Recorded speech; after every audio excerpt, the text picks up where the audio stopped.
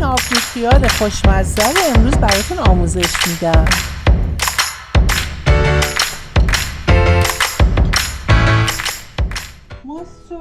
باید ماستمون به این صورت سفت باشه. ماست خامه‌ای که باشه خیلی بهتره. ماست رو من توی ظرف میریزم.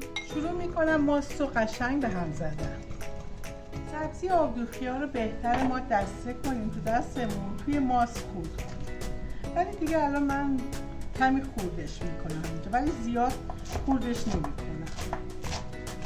سبزی‌های معطر شامل ریحون، نعنا، تخم مرزه، تره که خوشمزه‌اش میکنه. من سبزی رو داخلش میریزم داخل ماست.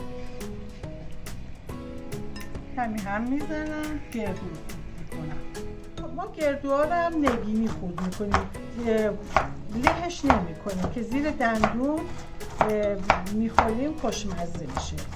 من گردوها رو هم به این صورت ساتوری ریز میکنم. کمی گردو به دلخواه، دوست دارید 100 گرم باشه، هر چقدر دوست دارید میریزیم گردو رو. من از کشمش سبز استفاده میکنم، میتونیم کشمشامون هم ریزتر بکنیم بریزیم.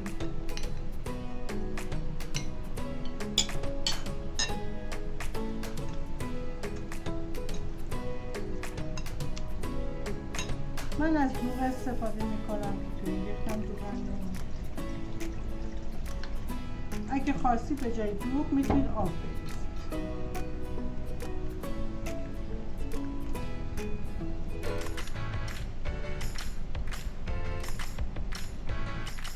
یکی دو تا سیر در صورت دلخواه، اگه نخواستید سیر میتونید نریزید.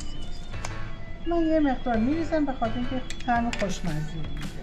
همین نمک میریزم، یه کوچولو فلفل، کمی پودر گل محمدی پودر شدهش، کمی نعنا خشکم میریزم.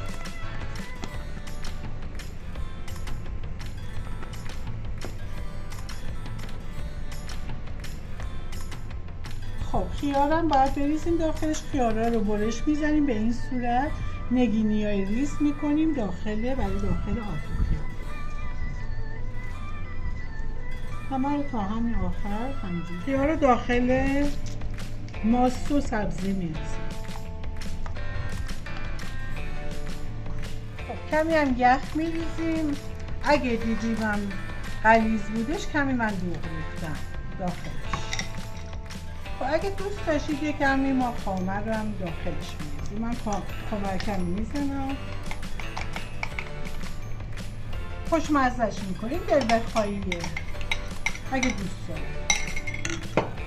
بعد میذاریم نیم ساعت توی یخچال بمونه خنک بشه، بعد آماده خورد. اگه دوست داشتید ما میتونیم یه مقدار داخلش تربم بریزیم. اصلا این دل بخواهیه، حتما نباید بریزید. پیازم اصلا داخل این نریزید چون بوی بدی میگیره. بعد آبجو خیارمون که ریختیم داخل ظرف سرو ریختیم کاملا که توی یخچال خنک شد. بعد میریزیم توی کاسه که میخوایم سرو کنیم. بعدم که ریختیم نون رو همون لحظه میریزیم. هیچ وقت نون رو زودتر توی آبجو نریزید که له بشه، خمیر بشه. همون لحظه که نونی که خشک هستش داخلش میریزیم. من الان درست میکنم بهتون نشون میدم. من از کشمش‌های سبزم استفاده کردم. کشمش‌های پلویی رو نباید بریزیم. خب من نون خشک رو روش میریزم به مقداری که دوست دارید داخلش میریزید. بعد کمی هم میزنید. یه آبجو خیار خوشمزه آماده شده.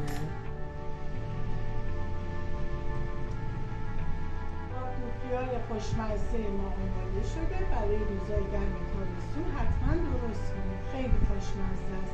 ممنون از همراهیتون که با من بودید. خب آبجو خیار خوشمزه ما آماده شده.